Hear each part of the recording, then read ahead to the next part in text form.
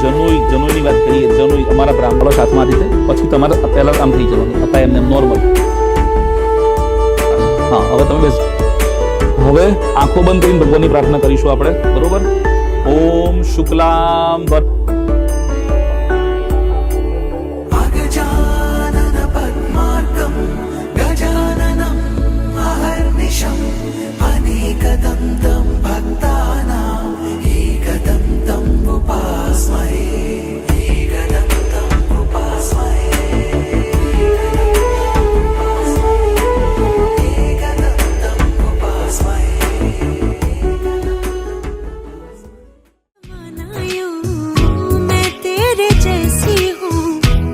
भी तो मुझ सा